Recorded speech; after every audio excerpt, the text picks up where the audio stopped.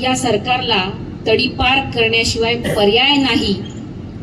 इथे जेवढेही उमेदवार आहे युतीमधले तेवढ्या सगळ्यांना तडीपार करण्याशिवाय पर्याय नाही, हे मी शेतकरी बांधवांना अगदी विश्वासाने सांगते की आपण जर का आता यांना निवडून दिलं तर आपल्याला पुढचे 5 वर्ष रडण्यासाठीच आपलं रडावंच लागेल.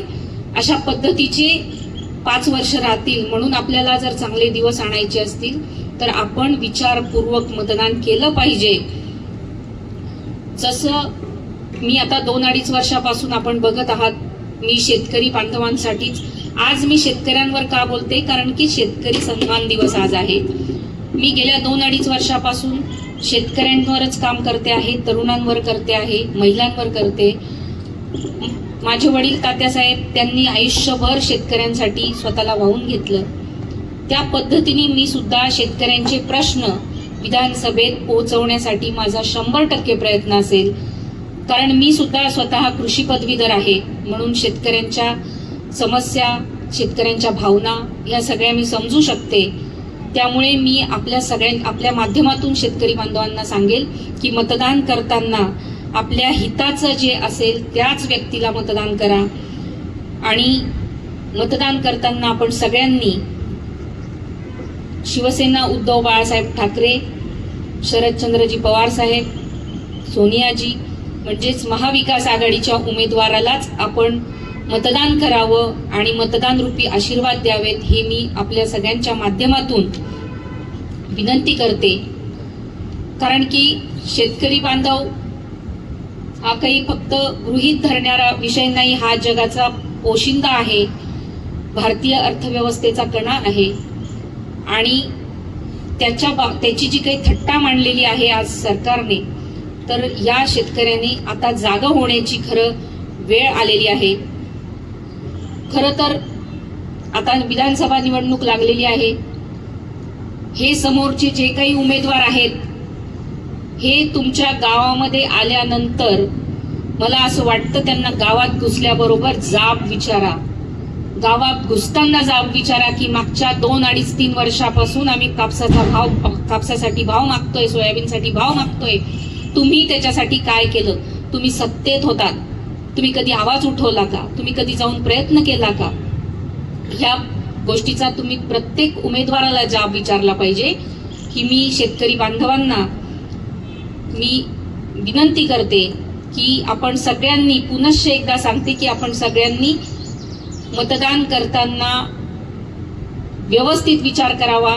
केंद्राची निवडणूक आपल्या हातून गेलेली आहे, परंतु राज्यात चांगले दिवस आणायचे असतील तर आपल्याला महाविकास आघाडीशिवाय पर्याय नाही, ही मी आपल्या माध्यमातून सगळ्या नागरिकांना विनंती करते. आणि आज पाडवा आहे. सबंध या पाचोरा बडगाव मतदारसंघातील सर्व जनतेला, माता भगिनी बांधवांना, तरुणांना मी दिवाळीच्या मनापासून शुभेच्छा देते. आणि आपल्या आयुष्यातला जो काही अंधार आहे तो अंधार मिटून या नवीन वर्षात आपल्या आयुष्यामध्ये भरभराटी, आनंद आणि आरोग्यमय जावं, ही मी विनंती, ही परमेश्वराजवळ मी प्रार्थना करते. आणि इथेच थांबते. धन्यवाद. जय हिंद, जय महाराष्ट्र. आपण सगळे जणांनी दिवाळी साजरी केली, आनंदाने साजरी केली, परंतु आमच्या या कृषीप्रधान देशामध्ये, कृषीप्रधान देशातला जो काही शेतकरी आहे त्या शेतकऱ्याच्या घरात अंधार आहे. तो शेतकरी सुखी नाही, आनंदी नाही. कारण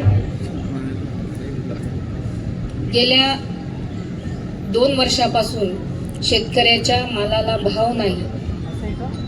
मागच्या 2 महिन्यापूर्वी सोयाबीन आयात केला, आता कापसाच्या 22 लाख गाठी आयात केल्या. अशा परिस्थितीमध्ये की आज दिवाळी येऊन ठेपलेली आहे, हंगाम आलेला आहे आणि या हंगामाच्या काळामध्ये कापसाची आयात करून मला असं वाटतं या सरकारने शेतकऱ्याच्या जखमेवर मीठ चोळण्याचं काम केलेलं आहे. असं निर्दयी सरकार हे शिंदे भाजप सरकार जे आहे खरं तर या सरकारचा मी तीव्र शब्दात निषेध करते. आज आमचा शेतकरी हवालदिल झालेला आहे.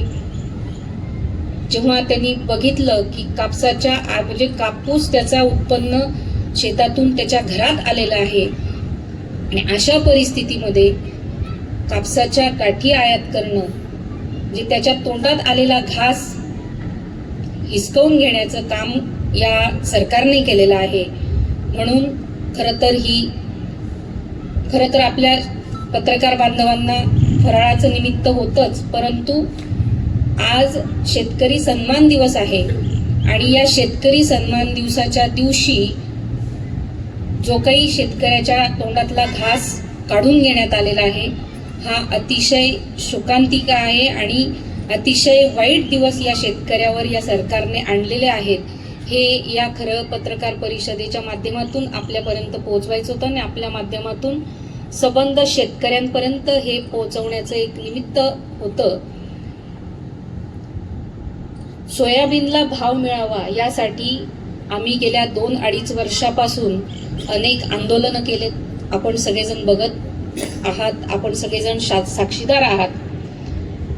धरणे आंदोलनं केले, रास्ता रोको केलं, सगळ्या गोष्टी करून बघितल्या, सरकारचा निषेध केला, तरी सुद्धा शेतकऱ्याच्या मालाला भाव मिळाला नाही. शिवसेना उद्धव बाळासाहेब ठाकरे या पक्षाच्या व्यतिरिक्त तुम्ही या पाचोरा भडगाव मतदारसंघामध्ये कोणत्या नेत्याने, कोणत्या उमेदवाराने हे आंदोलन असे केले शेतकऱ्याच्या विरोधात हे आपण दाखवून द्या. एकाही व्यक्तीने असे आंदोलन केले नाहीत. शेतकऱ्याच्या बाजूने कुणीही बोललं नाही. ना विद्यमान आमदार बोलले, ना अमोलभाऊ शिंदे बोलले. हे सगळे सत्तेमध्ये होते आणि तरी सुद्धा यांनी कोणत्याही गोष्टीचा प्रयत्न शेतकऱ्याच्या भाववाढीसाठी केलेला नाही. ही अतिशय शोकांतिका आहे. खरं तर शेतकऱ्याचा प्रश्न म्हणजे हा अगदी जिव्हाळ्याचा प्रश्न आहे आणि या जिव्हाळ्याच्या प्रश्नावर जर तुम्ही काहीच बोलत नसाल आणि जर का शेतकऱ्याचा मधल्या काळामध्ये पाऊस पडला, अतिवृष्टी झाली, शेतकऱ्याचं नुकसान झालं, अशा वेळी स्वतःला कुणी कृषी मित्र म्हणतं, कुणी भूमिपुत्र म्हणतं.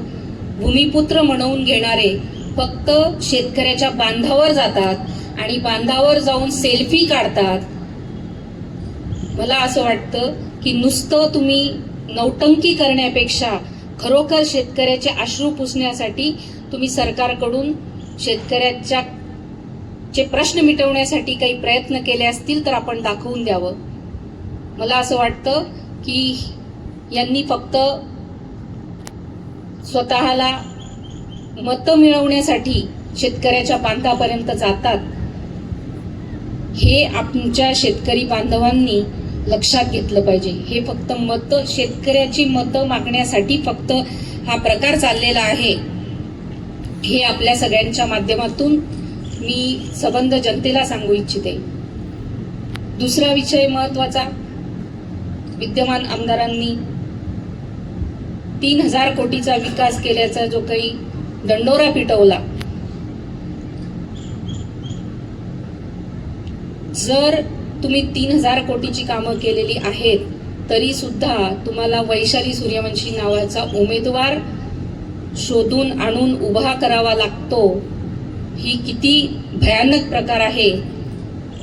याच्यातच तुम्हाला लक्षात आलंय की इथं आता माझी हार होणार आहे, म्हणून हा केविलवाणा प्रयत्न त्यांनी केलेला आहे. त्या दिवशी आपण सगळेजण होतात, उमेदवारी अर्ज भरण्याच्या दिवशी, शेवटच्या दिवशी किती भयानक प्रकार पाचोरा प्रांत कार्यालयात जो घडला. ही पाचोरा बडगावची संस्कृती नाही. 2 गटांमध्ये ज्या पद्धतीने मारामाऱ्या झाल्या, ज्या पद्धतीने गुंडगिरी झाली, ती गुंडगिरी या पाचोरा बडगाव मतदारसंघामधून संपवण्यासाठी सगळ्या चांगल्या लोकांना, चांगल्या विचाराच्या लोकांना एकत्र येणं गरजेचं आहे. ह्यांच्या पायाखालची वाळू घसरते आहे म्हणून हा प्रकार केलेला आहे. खरं तर केंद्र सरकारने आता 7,521 रुपयाचा हमीभाव कापसाला दिलेला आहे आणि ॲक्च्युअलमध्ये फक्त 5,500 ते 6,000 रुपये भाव शेतकऱ्याला मिळतो आहे. म्हणजे जो हमीभाव ठरवलेला आहे तो हमीभाव सुद्धा पूर्ण देऊ शकत नाही असं हे सरकार आहे. हेच मागच्या म्हणजे उद्धव साहेब जेव्हा मुख्यमंत्री होते त्यांनी 10,000 रुपये भाव आमच्या शेतकरी राजाला दिलेला होता. अगदी कोरोनाचा सारखी महामारी असताना सुद्धा इतका चांगला भाव दिला.